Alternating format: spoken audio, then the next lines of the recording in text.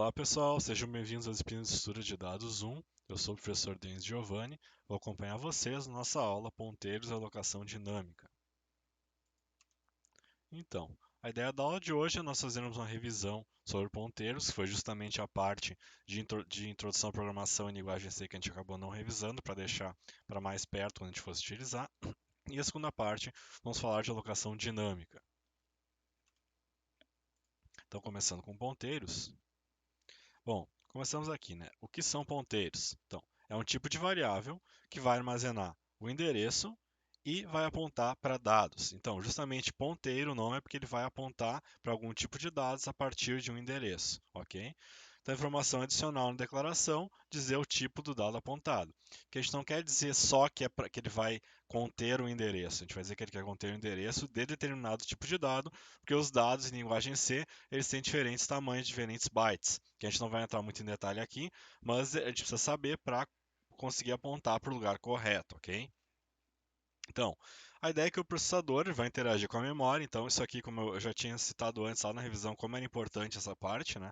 A gente sempre tem que ter em mente essa figura da memória, e a gente vai ter o nosso processador que ele vai estar interagindo. Então, o processador é como se fosse aqui o nosso a pessoa que vai executar as instruções, que vai realizar os cálculos, e ele vai sempre utilizar a memória como um ponto ali para buscar os dados e colocar os dados ali sempre que precisa. Então ele puxa um dado, por exemplo, aqui, ele vai puxar o nome do o dado do cartão, que é esse número aqui de inteiro, vai fazer uma coisa com ele, somar, vai pegar e vai jogar num outro lugar de memória aqui embaixo, assim por diante, ok? Então, a memória ela pode ser vista como sendo similar a um grande vetor, onde existe um índice para acessar cada dado, que é o endereço, né? Isso aqui a gente já tinha comentado um pouquinho lá, quando a gente falou sobre memórias, na primeira aula de revisão em C. Então, imagina aqui que a gente tem essa situação, uma foto da memória, né? A situação, onde o endereço 0, né, na minha memória RAM, eu tenho lá este dado, o nome da minha variável é cartão, né, cartão, e o tipo é inteiro. Tem o endereço aqui 0x1, onde o dado é 8.3, o nome é 3 e float. 0x2, são lá no endereço 2, eu tenho meu dado B, o nome dele é vínculo e o meu char aqui, né, é no tipo char. Aqui eu tenho também a data de nascimento, que é do tipo data, nota que aqui é uma estrutura, onde o dado vai ter, por exemplo, dia, mês e ano, né? Sendo data de nascimento, ele está lá no endereço 0x3 da minha memória. E por fim, aqui eu tenho um outro tipo de dado que eu criei que é um pouquinho diferente, né? A gente vai olhar com ele com mais calma. Então, notem que, no primeiro lugar, tá? Só para deixar bem claro, o pessoal que conhece um pouquinho mais, aqui está uma representação bem simplificada da memória, porque na verdade eu tinha comentado, os tipos que a gente vê ali, eles têm uma quantidade de bytes diferentes que eles ocupam. Por exemplo, a gente tem uma ideia, né? O tipo float, ele vai caber mais coisas geralmente que o tipo inteiro. Depende, claro, da máquina que a gente está rodando. Mas em muitos casos é verdadeiro, ou um double, por exemplo, ele vai ter bem mais para conseguir armazenar maior precisão, né? Então o endereço ele vai avançar conforme os bytes. Mas aqui para a gente está simplificando, onde está vendo um endereço ali, assumindo como se fosse tudo um byte, ok? Bom, então voltando aqui para o x4, lá no endereço 0x4 eu tenho um dado, que eu já vou falar sobre o dado. Notem que ele é do tipo endereço, né? Ele é um dado do tipo endereço. O nome dele, aqui a gente escolheu PT cartão, tá? Para indicar que é um ponteiro. E o tipo dele é asterisco int. Então, asterisco int quer dizer, é um ponteiro do tipo inteiro. Se ele é um ponteiro, ele vai armazenar o que no dado dele? Um endereço de memória. Então, aqui realmente tem o endereço de memória e é um endereço de memória que já foi declarado antes para ele poder apontar para um lugar válido.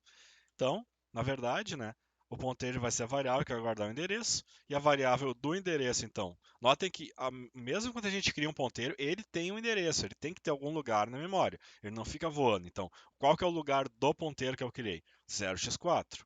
Ele vai apontar para algum lugar, qual que é o lugar que ele está apontando, o que tiver no dado aqui. Nesse caso, ele está apontando para o 0x0, que na verdade é isso daqui, ok? Então ele vai apontar para cá.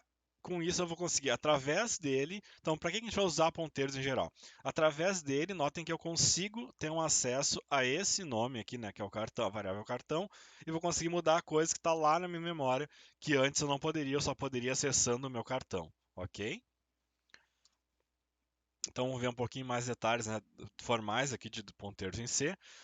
Eu vou ter a minha declaração, então eu vou começar com o tipo do dado que será apontado, né? Como a gente tem, notem que ponteiro ele é uma variável também, tá? Ele é uma variável especial que vai armazenar o endereço de um tipo de dado, então a declaração é semelhante. Então aqui está o meu tipo de dado, que pode ser inteiro, char, float, void, inclusive, tá?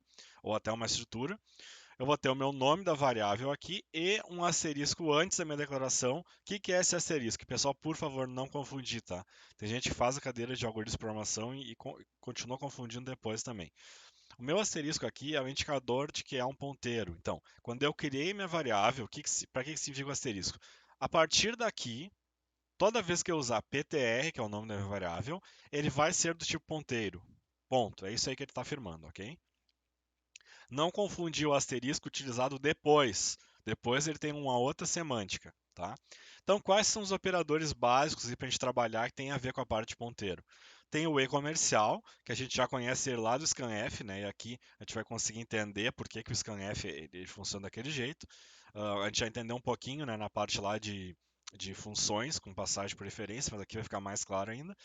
Então, o e-comercial ele recupera o endereço de uma variável. Então, eu criei uma variável aqui, vamos dizer aqui, né? Minha variável cartão, tá? Eu quero recuperar o endereço da minha variável cartão. Se eu, em algum momento, pedir dar um print em e-comercial cartão, vai sair 0x0 aqui, porque é o endereço dela, tá? Se eu der um print em cartão, vai sair o meu dado normal, ok? Tem um outro operador que é interessante, que é o asterisco. Não confundir com esse asterisco aqui. Esse asterisco aqui é para eu criar um tipo ponteiro. Acabou. Esse asterisco aqui eu vou usar também antes de uma variável. Ele vai recuperar o dado apontado por um ponteiro, tá? Então, antes disso, só para ficar mais claro com esse exemplo aqui. Se eu disse para você, se eu usar um e-comercial no cartão, vai me dar o resultado 0x0, porque é o endereço dele. Se eu pedir só cartão, vai me dar aqui 553872, ok? Agora, vamos pegar esse tipo ponteiro. Se eu pedir e-comercial ponteiro, vai me dar o quê? O endereço dele, 0x4. Ah, senhor, mas ele não armazena endereço? Sim, mas ele armazena endereço, mas ele também tem um endereço que é o local que ele se situa na memória. Então, o e-comercial de PT cartão é 0x4, ok? PT cartão é o quê? Qual que é o dado dele? Se eu só escrever PT, me dê o que está em PT cartão, qual que é o dado dele? 0x0. É o outro endereço. Por quê? Porque ele armazena esse dado. Né?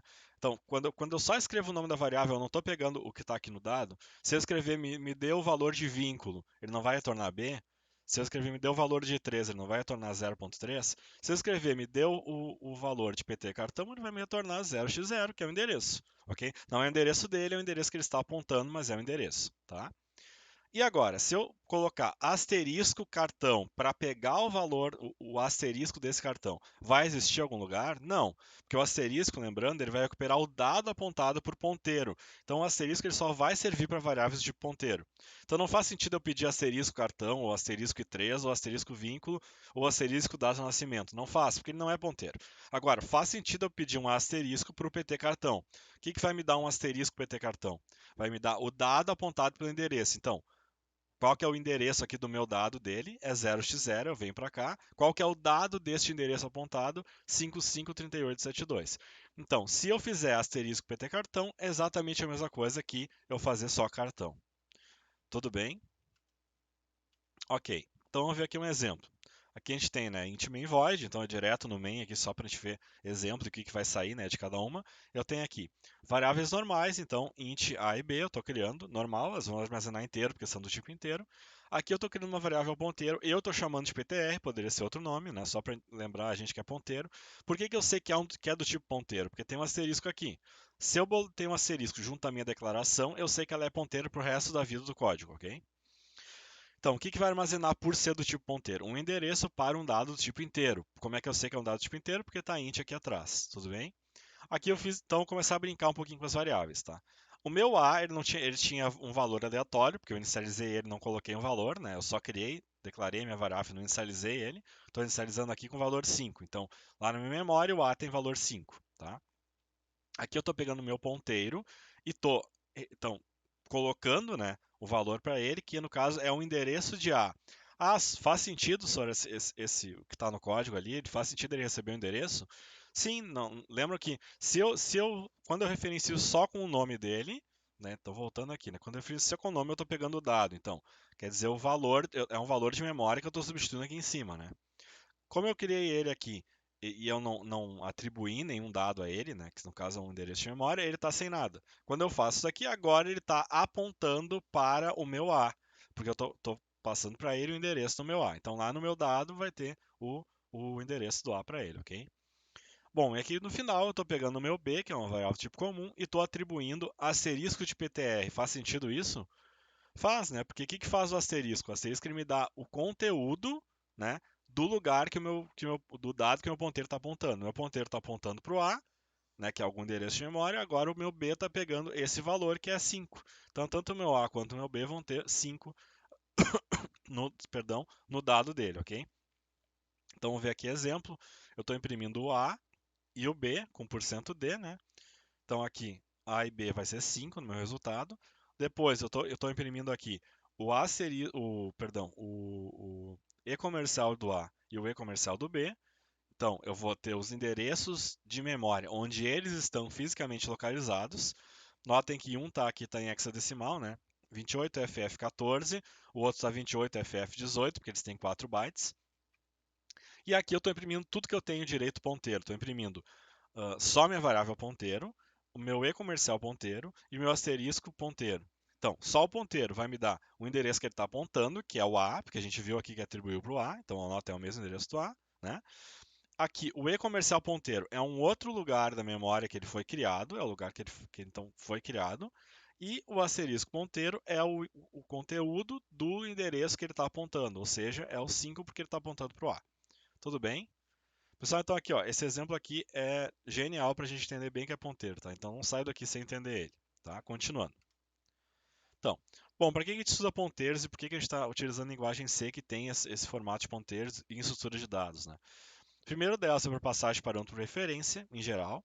Segundo é para alocação dinâmica de memória, que vai ser um assunto novo da aula, que a gente vai falar daqui a pouquinho. Então, primeiro lembrando de passagem de parâmetro por referência, ok? Aqui a gente tem um exemplo, né?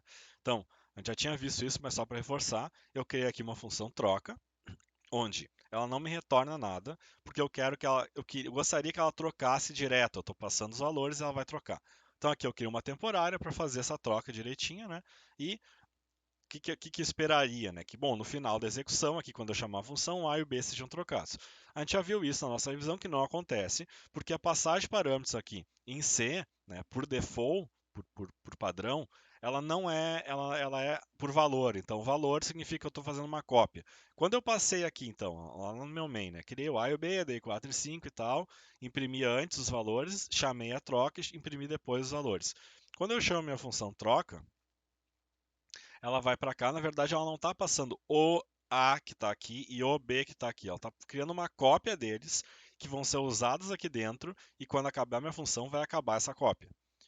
Então, o que vai acontecer, né, na passagem por valor? A gente não consegue alterar os valores da função chamadora. Antes vai ser 4 e 5, depois 4 e 5.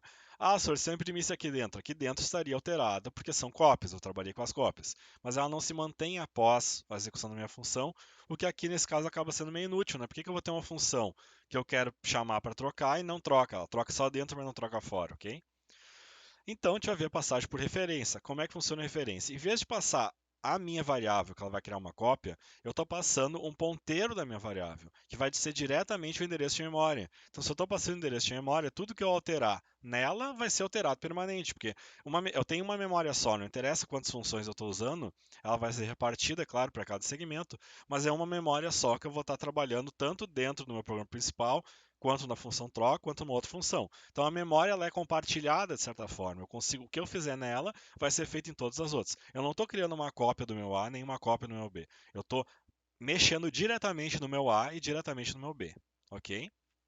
Então, como é que eu faço isso? Bom, aqui eu estou fazendo a troca. Ah, só por que a gente está usando asterisco aqui? Porque o asterisco é para eu mexer no conteúdo, né? Do meu lugar que eu passei, né? No meu ponteiro. Eu estou mexendo no conteúdo ali, que é o 4, o 5, eu estou mexendo nesses valores, ok? E para passar para ela, eu crio um A e B e passo o endereço das minhas variáveis. Tudo bem? Que é para justamente mexer nelas e acabar sendo trocado depois. Então, antes eu tenho 4 e 5, depois eu vou ter 5 e 4 aqui na troca, ok? Então a gente consegue alterar os valores. Aqui alguns detalhes, né? As funções elas podem receber structs e vetores como parâmetro. Vetores eles vão ser passados por referência por padrão. Então o que acontece em C, tá?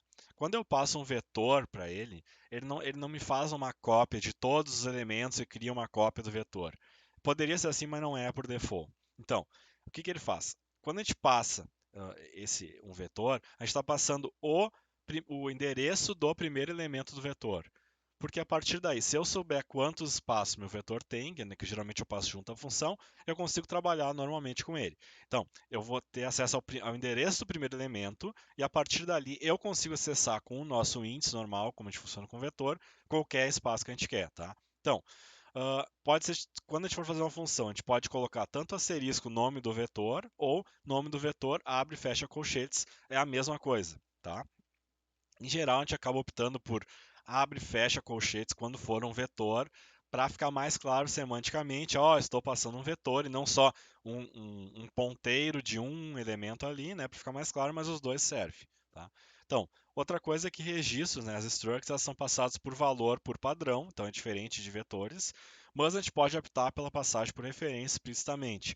Então, por exemplo, eu estou passando Estou passando, sei lá, três estruturas na minha função e eu tenho que alterar minhas três. Eu não consigo retornar três, eu consigo retornar uma só. Então eu quero alterar as três, eu vou passar três ali com um asterisco, né, que seria por passagem por referência. Normalmente, lembrando que as estruturas elas são vistas como um tipo de dado, como qualquer outro, só que são estruturados, né, são um pouquinho mais complexos, por assim dizer, porque eles armazenam vários tipos entre eles. Mas eles também são tipo de dados, então vale essa regra para eles, assim como vale para inteiro, para float, ok? Então aqui alguns exemplos, né? Imagina que a gente tem aqui type_def struct, livro, e eu tenho aqui, né, um string nome, uma string autor, um inteiro ali para ano e um float para preço. Por valor, se eu tivesse uma função por valor, eu ia passar um livro L, por exemplo, para ela, onde eu ia conseguir aqui, printf, tô colocando aqui, jogando os dados, né, printando os dados do meu livro que já foi lido, por exemplo, né, na tela. Então, nome, l.nome, l.autor, para eu checar nos pontos aqui. Por referência, eu estou passando com asterisco, né? Estou passando então um ponteiro para ele, que é do tipo livro. Então, esse ponteiro, para eu acessar os valores dele, nota que não é simplesmente botar ponto, porque eu tenho que chegar no valor dele. Eu não quero alterar o endereço de memória, eu quero alterar o conteúdo que ele está apontando, okay, que ele está armazenando. Então, para isso, a gente tem esse operador que é o seta, que ele acaba sendo mais usado. E aí eu acrescentei aqui, né, para a gente não ter dúvida, esse aqui, por que a gente usa o operador seta? Bom, se eu não utilizasse o seta e botar só um asterisco, né, não é o que a gente quer fazer, eu quero pegar o conteúdo, ponto nome, né? Seria alguma coisa desse tipo, var.campo. Só que em C, o operador ponto ele tem uma prioridade maior do que o operador asterisco, infelizmente, ok? Então, se eu fizer isso aqui, que seria o mais óbvio para a gente tentar fazer, o que eu estou fazendo é me pega o conteúdo do meu endereço var.campo. Só que vamos pegar aqui, por exemplo, tá? Eu quero acessar o meu livro.ano. Quem é que é ponteiro aqui? É o meu livro, né? Ele que é o ponteiro, que eu tenho que pegar com asterisco o valor dele, né? Para poder alterar o valor. Não é o ano. O ano não é um ponteiro. Então, se eu fizesse aqui desse jeito, asterisco var.campo seria asterisco l.ano, ele ia tentar pegar, na verdade, um L ponto, seria o L ponto ano asterisco, ou seja, ele ia assumir que o meu ano aqui é um ponteiro, quando não é, né? O ano aqui é um inteiro normal. Então, por que a gente tem que usar a parte de cima? A gente tem que botar, por questão dessa precedência de operadores, eu tenho que forçar com parênteses a fazer asterisco var. Então, primeiro me pega o conteúdo no meu ponteiro var, porque o var é meu ponteiro, o livro é meu ponteiro, e com isso, depois eu ponho ponto campo, porque o meu campo aqui não é ponteiro. Tá? Se eu tivesse aqui um campo que fosse ponteiro, bom, daí era outros 500. Aí eu preciso realmente pegar o endereço daquele valor. Se não, não. Tudo bem? Então, para evitar, né, eu falei para vocês já, programadores acabam sendo mais preguiçosos, porque a gente tem que fazer várias vezes. Então, para evitar que eu sempre escreva, abre parênteses, asterisco, o nome da variável, que é, né, que é a estrutura, fecha, asterisco, ponto, o campo que eu quero, tem uma anotação que é seta. Então, quem não se sentir confortável com a seta, pode usar essa anotação. Aqui a gente está vendo bem melhor o que está acontecendo que uma seta, mas a gente tem que sempre ter em mente, quando eu fizer isso daqui, é equivalente. Então, L seta nome quer dizer que eu estou pegando o conteúdo do meu ponteiro L e o meu campo nome, que não é um ponteiro. O ponteiro aqui é o meu L, não é o meu nome. Tudo bem? Ok, então vamos lá para a segunda parte, que é a matéria nova mesmo, até para o pessoal que não tinha visto ponteiros ainda, que já tinha visto ponteiros, não viu ainda essa parte, tá? Então, alocação dinâmica. Vamos primeiro começar aqui com um exemplo, né? Então, imagina que tenha, faça um programa que lê um número inteiro n e depois lê dados sobre n livros. Depois leia um ano e imprima todos os livros impressos a partir daquele ano, tá? Então, qual que é o problema daqui, né? Quando a gente escreve os códigos, a gente costuma não saber qual que é o valor de n, né? O que a gente geralmente faz, né? E a gente viu agora mesmo na, na aula passada, né? Ah, eu estou criando aqui um, um conjunto aqui de livros, por exemplo, né? Que nem está aqui para ler, um conjunto de produtos para ver. Eu digo para o professor, ah, a gente não sabe exatamente quantos produtos vão ser. Eu digo, ah, chutem um valor lá, né? Se for, digamos, para alunos, né? Eu sempre tenho exemplo de alunos. Então, se eu tenho no máximo 30 alunos, se eu tenho no máximo só 30 alunos, às vezes vai 40, coloque que eu tenho 50 alunos no meu vetor e assim por diante, tá ok, né? Mas notem que a gente não tem exatamente o número certo, né? Isso aí que a gente coloca é tudo no código. Então, no código ele vai ser, na verdade, lá em tempo de compilação que ele vai estar sendo feito. A gente não tem como prever ali exatamente quando uma coisa a mais for feita, quando uma coisa a mais for colocada, ou que a pessoa tenha uma estimativa cada vez que ela roda um programa. Imagina que eu tenho um programa já pronto, que eu não vou compilar ele para executar, eu já tenho ele pronto. E aí, agora chegou o ano seguinte, né? E eu tenho por acaso 60 alunos. Seria interessante eu poder, no início do meu programa, dizer, ó, aloca espaço aí de um vetor para mim com 60 alunos. Não é mais aqueles 50 que eram default que eu não podia mudar, tá? Então, quando escreve os códigos, a gente não sabe o valor de n, né? Esse é o problema aqui do exemplo. Se a gente vai guardar em um vetor, qual o tamanho que ele deve ter, né? A pergunta que a gente faz. E a forma como a gente faz até agora, exige que o tamanho seja conhecido em tempo de compilação, tá?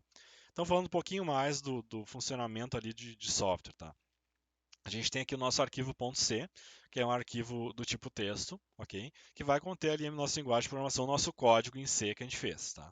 A partir daqui, tem um processo chamado compilação, que a ideia dele é um outro software que vai pegar o nosso programa, vai ler o nosso arquivo para uma série de processos, tá? É bem complexo, até que ele vai, no final de tudo, se tiver tudo ok, não tiver nenhum erro, vai me gerar um executável, né? Que é o clássico que a gente acaba executando como usuário. Então, em programa em C, né? Se vocês forem olhar lá os programas que vocês geram, lá na pasta de vocês criaram lá com code blocks, tudo, vocês vão ver que tem o código de vocês, né? Vai ter eventualmente o ponto C, o ponto H, o main.c, e vai ter em algum lugar lá, debug, alguma coisa assim, um ponto .exe, né? Então o nome do programa de vocês é ponto .exe. Se vocês clicarem duas vezes nele, vocês vão executar o programa de vocês, ok? Então, a partir do meu exe, eu tenho a minha execução aqui, que aí o meu processador vai pegar e vai interpretar aquele programa que já está pronto para execução. Ele só vai ver o que está acontecendo e vai executar. Tá? Então, o que são os tempos aqui? Tempo de compilação e tempo de execução. O tempo de execução é o momento que o código de máquina é executado por um processador. Então, eu já tenho o arquivo exe, eu dou dois cliques nele e o meu processador executa. Ok? O meu tempo de compilação é o momento que o compilador traduz o código para a máquina. Então, o que quer dizer isso aqui? A gente não pode assumir que isso ocorre antes de cada execução. Então, assim, até aqui, tal, que a gente faz na aula, quando vocês apertam F9, se não me engano, lá no Code Blocks de vocês, estão fazendo algum compilador preferível, geralmente a gente faz o quê? Compile and run, né? Então, compilar e executar. Ok? A gente aperta F9, já vai tudo rápido, vê se tem erro, puff, já aparece para nós a tela ali, né, a tela preta, que é o programa já aberto executando. Geralmente, então, ele faz os dois processos ao mesmo tempo. Por quê? Porque nosso código, por mais que seja o trabalho final, ele vai ser rápido de ser compilado. Tá? Agora, vamos pegar um exemplo mais prático. Tá? Imaginem que a gente tem lá o código do Instagram. Tá? Eles vão fazer uma versão nova, ou do próprio Android, sei lá, ou algum aplicativo que vocês usam no computador mesmo. Ah, tem uma versão nova, baixe aqui, sei lá, baixe e execute, enfim.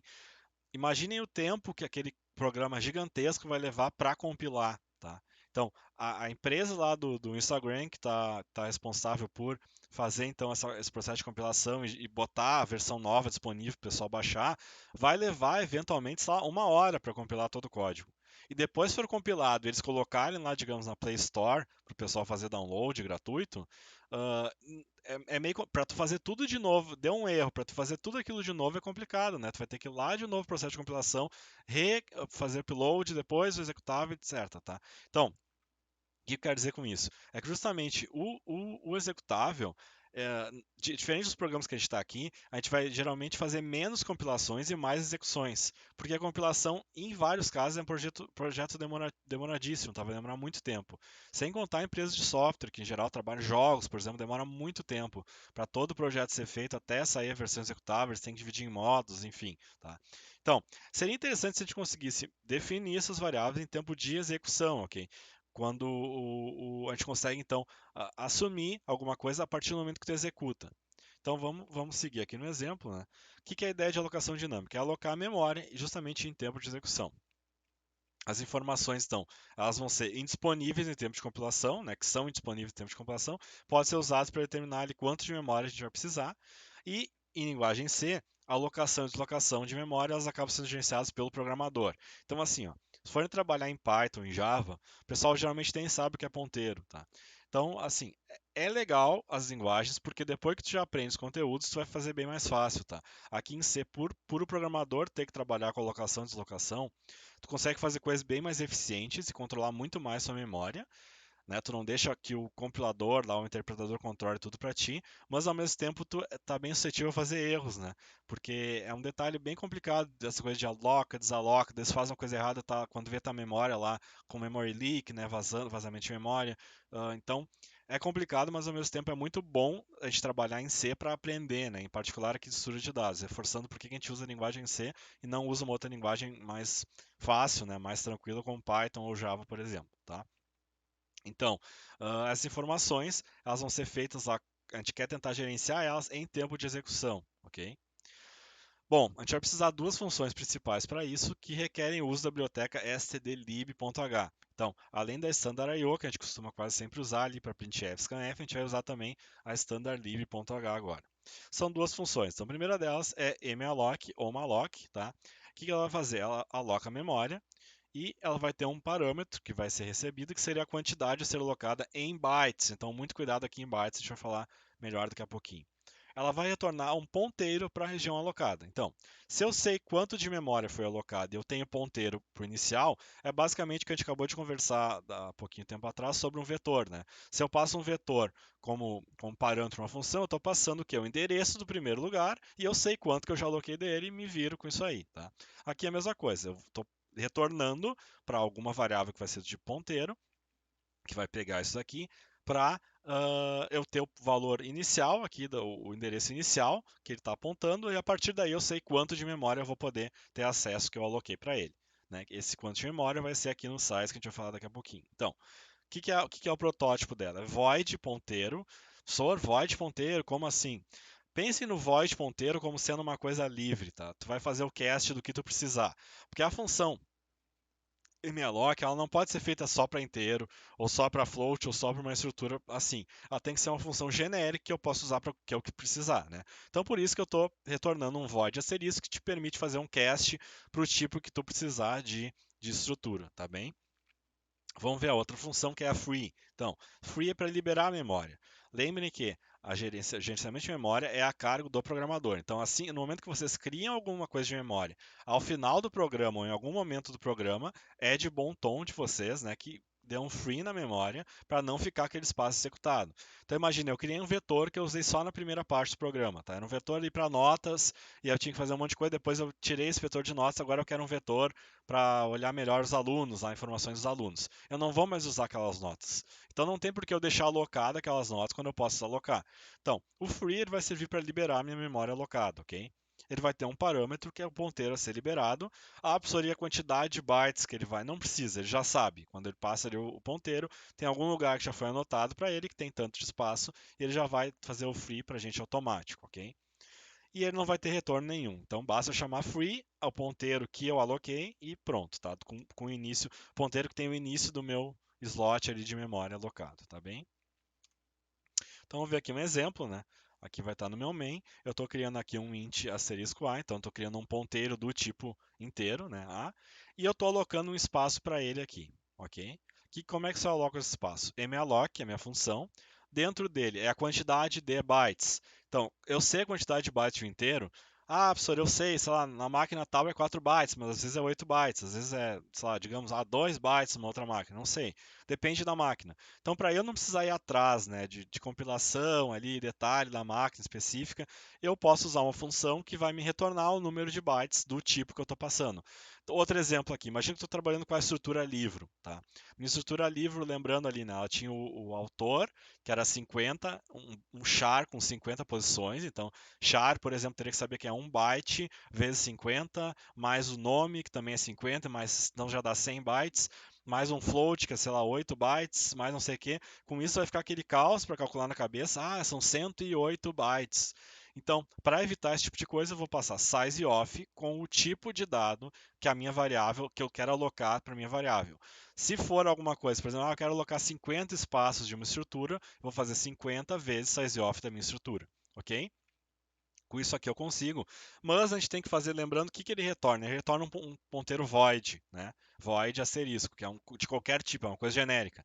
A gente quer fazer um cast, lembrando, né? Cast serve para passar de um tipo para outro. Se eu tenho um float, eu posso passar para int. Eu quero fazer um cast, nesse caso, para um ponteiro do tipo inteiro, porque o retorno dele, default, lembrando aqui, era void. Então não quero que seja void, eu quero que seja do tipo inteiro. Com isso, eu consigo atribuir o meu valor para A, que é um do tipo que é um ponteiro lá pronto que vai armazenar o endereço com o meu bloco de memória ali, ok? Nesse meu caso, o meu bloco de memória é só um inteiro, então eu estou alocando ali um espacinho com o valor dele na memória, tá? E estou colocando que o valor dele é 5. Notem, é um ponteiro, eu estou aqui acessando o valor que ele tá, estou mexendo no valor que esse dado está apontando e estou colocando 5 para ele. Então, aqui no meu print, o que vai aparecer? Eu tenho aqui, né? Voltando, eu tenho um asterisco A, estou imprimindo, então o que vai ser o asterisco A? Vai ser 5. Eu tenho aqui, digite um valor para A, né? Por exemplo, estou lendo um outro valor, e estou fazendo aqui, ó, printf, lendo o valor de A. No scanf, notem por que eu estou passando só o A aqui e não o e-comercial A, que nem eu comecei com vocês no início do vídeo. Por que o scanf exigia um e-comercial, né? Desculpa, um e-comercial. Por que exigia um e-comercial com a variável? Porque as variáveis que eu usava no scanf, a maioria delas, elas não são do tipo inteiro, mas eu preciso passar como uma variável do tipo lá de referência, né? Parâmetro passado ali por referência. Então eu passava o e-comercial para trabalhar com o endereço de memória e alterar lá o valor, né? Preencher o valor que a pessoa digitava.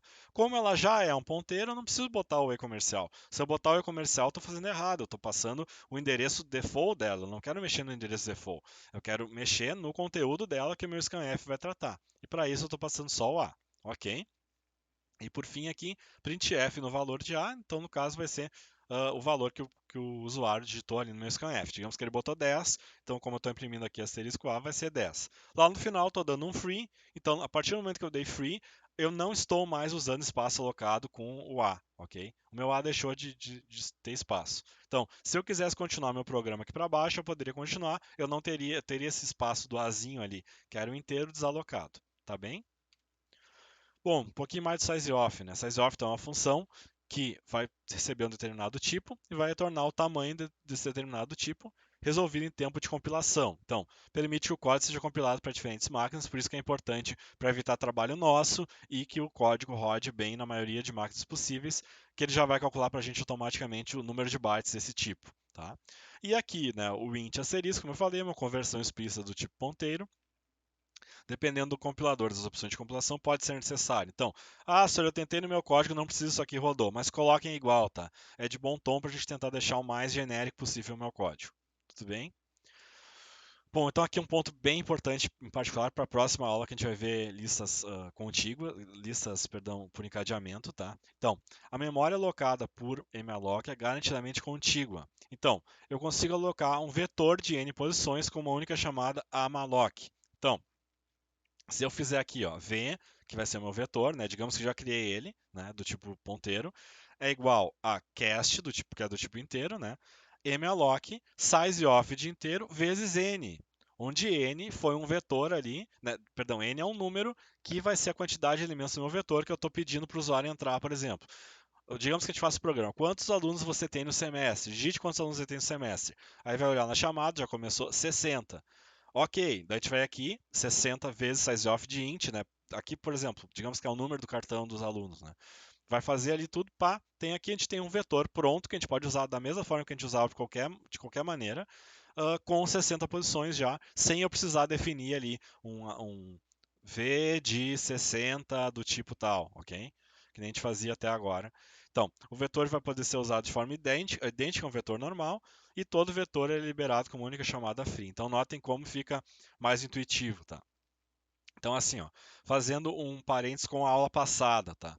Que a gente viu listas contíguas. Então, quando a gente viu listas contíguas, eu falei para vocês que podia ser em tempo, né? Lembrem lá comigo. Podia ser feita essa minha lista que eu criava ali, o meu vetor, né? Ele podia ser feito tanto em tempo de compilação quanto em tempo de execução. Lembram disso? Daí eu falei, aqui na aula a gente vai focar em tempo de compilação, porque vai ser mais fácil para essa primeira aula. Bom, agora com o que vocês têm aqui, vocês já poderiam voltar lá e trabalhar com uma lista, no caso ali um vetor, né, por tempo de execução. Vocês vão pedir para a pessoa quanto que vão entrar e vão trabalhar com ele normalmente, tá? Então, só para fazer ali o que tinha faltado, digamos, na última aula, a gente optou por fazer por compilação, mas pode fazer por execução a partir de agora, tudo bem? Então, aqui vamos ver um exemplo disso, e aí a gente já finaliza a aula. Então, int main, né, void, ok? Eu estou criando aqui um ponteiro de tipo inteiro v, estou criando um n e um i, que vão ser aqui alguns auxiliares, vamos ver para que serve, né? Estou pedindo para a pessoa, digite o n, então provavelmente é o número de elementos que eu quero alocar, né? E o usuário vai lá e vai digitar por cento, né? Vou pegar o concerto d, que é o inteiro. Ah, professor, por que aqui tem o e comercial de novo? Ele não é um tipo n normal? Então, eu estou passando por referência. Se eu estou passando por referência, eu preciso de um endereço para poder, né, trabalhar com ponteiro, ok? Então, estou passando o e comercial aqui. V igual. Então, int asterisco, minha conversão para o tipo que eu quero. malloc, chamando, n vezes sizeof int. Então, n vezes sizeof int, n é o valor que eu digitei, que seria quantos valores quer alocar do tipo inteiro, né? Por exemplo, quantos números de cartão você quer alocar dos estudantes. Aí a pessoa vai lá e digita alguma coisa e a partir daqui eu consegui alocar esse espaço para ele. Agora, eu posso fazer o que eu quiser. Por exemplo, insira uma informação sobre o V de tal, né? Então, sobre o V de zero, do primeiro, do aluno zero. Aí eu vou lá, scanf, e comercial, né, como a gente está acostumado, para pegar o endereço aqui do meu primeiro elemento vetor, assim, segundo, terceiro, assim por diante, né? 0, 1, até o valor que eu digitei. E com isso eu consigo então armazenar os valores. Aqui eu estou fazendo de novo um for para imprimir esses valores aqui. Depois, no final, eu dou um free. Então, notem que o programa ele fica bem mais flexível. Porque agora eu não estou mais ditando o que vai ser. Como é que seria outra maneira de fazer isso? Eu poderia tirar todo o malloc, todo o free, e aqui eu criar em vez de V asterisco, eu ia criar um V de 60 posições e pronto, está tudo feito como a gente está acostumado a ver. Só que o que eu ganho de vantagem aqui? Bom, eu torno ele dinâmico, eu posso imprimir se eu quiser 10 mil. Digamos que eu mudei a aplicação, eu estou trabalhando com toda a URGS, eu tenho, sei lá, 30 mil alunos, chutando, 20 mil alunos, enfim. De todos os alunos, 100 mil alunos, fazer um histórico, 200 mil alunos que eu tenho. Eu posso mudar a cada tempo de execução, eu digito um N diferente. E no final aqui, digamos que o meu programa continuasse, quando eu faço o free, eu estou acabando com tudo isso aí que eu acabei de criar, então eu estou desalocando aquele monte de espaço. Então, claro, pessoal, aqui na disciplina a gente está usando uma coisa mais acadêmica, são programas pequenos e tal. Mas sempre pensem em exemplos maiores, que eventualmente vocês vão chegar a trabalhar nisso. Se vocês forem para alguma maneira trabalhar com uma empresa que tem que fazer algum programa, uma coisa assim, imagine, são milhões de dados para gerenciar, bilhões de dados para gerenciar. Então, memória para qualquer tipo, desde que seja solicitada a quantidade correta. Então, por exemplo, né, alocando uma struct, a gente vai ter aqui, né, livro, asterisco, malloc sizeof livro, eu estou alocando um espaço do tipo livro, e eu estou alocando um vetor de struct, que seria sizeof livro vezes n, e atribuindo aqui, né, convertendo ele para livro, com isso eu consigo alocar um vetor de estrutura. Então, notem que é a mesma coisa que a gente viu, só que em vez de inteiro aqui, né, seria meu nome da minha estrutura. E com isso eu consigo tornar completamente genérico para o que a gente vai precisar, tá? Aqui tem um outro exemplo que é bem semelhante, tá? Com um livro. Eu vou colocar aqui livro, asterisco, malloc, blá, blá, blá, tá? Agora, só para voltar ali no que eu estava comentando, né? Então é importante que a gente entenda quando utilizar um ou outro. Um dos princípios para utilizar, não é só, agora eu aprendi isso, então vou usar sempre assim. Não. Se eu tenho um valor, por exemplo, que eu vou saber já de antemão que é sempre 100 alunos, não tem por que eu alocar dinamicamente, se eu vou trabalhar sempre com 100 alunos. Eu posso alocar em tempo de compilação, porque ele vai acabar sendo um pouquinho mais rápido. Porque evita de eu ter que fazer tudo isso aqui para alocar e depois desalocar tudo, tá? Desalocar é rápido, mas para alocar às vezes demora, porque eu estou indo um a um ali para alocar espaço de memória, tá? Ou enfim, eu tenho que fazer essa operação a mais, tá? Então, se eu sei que sempre vai ser 100, faz estático ali, porque vai ser também o lugar que essa variável fica, ela vai ser de acesso mais rápido. Mas aí são mais detalhes, ok? Mas quando eu tiver uma coisa que é variável, isso aqui torna o programa bem mais flexível, ok? Bom, voltando para cá, então, por último aqui os recados, né? Não esqueça do free e não perca o ponteiro. Então, free é importante para, digamos que, professor, mas quando o meu programa acaba, ele não encerra com tudo, encerra. Mas pensem que a gente tem que fazer o free porque o programa pode eventualmente não acabar. Se for um programa maior, quando eu parei de usar a minha estrutura que eu criei ali, alguma coisa que eu aloquei, deu free para se acostumarem. Então, se o programa for grande e eu for continuar com outra coisa, e eu não vou usar mais aquilo, dá o free porque não vai mais ocupar espaço de memória, tá bem? Então, não esquecer o free. Importantíssimo aqui, não perder o ponteiro. O que acontece? A memória fica alocada ao programa até que seja executado o free, né? E o ponteiro, se o ponteiro ele é perdido, a memória fica alocada permanentemente e não tem como liberar. Por que não tem como liberar? A única maneira de liberar uma memória é com free e eu passar o endereço desse início do bloco que eu aloquei, tá? Se eu perdi o ponteiro do início, como é que eu vou achar o início para desalocar o bloco? Não tem como, tá? Isso aí é chamado memory leak. Também tem problema de memory leak além disso, né? Que tu deixa alguma coisa ali que vai executando cada vez, tu vai aumentando mais e tu esquece de dar free no lugar. Quando vê, tu está com vários gigas ou vários megas de RAM estourando por deixar o teu programa executando. Então, aqui um exemplo, né? Criei uma variável do tipo livro, aqui um ponteiro do tipo livro, e criei aqui um livro L1, tá? Aqui um inteiro N e I. Então, fiz a mesma coisa, digite o N para saber quantos que eu vou alocar, né? O número e tal. Aí eu tenho aqui V igual a livro, né? Estou fazendo uma conversão aqui do tipo livro para o tipo livro, usando minha variável aqui, né? Minha função malloc, N vezes sizeof livre, que nem a gente está acostumado. Aí na linha de baixo, em vez de eu começar a trabalhar com isso, por algum motivo eu fiz v igual ao endereço de L1, que é do tipo livro também.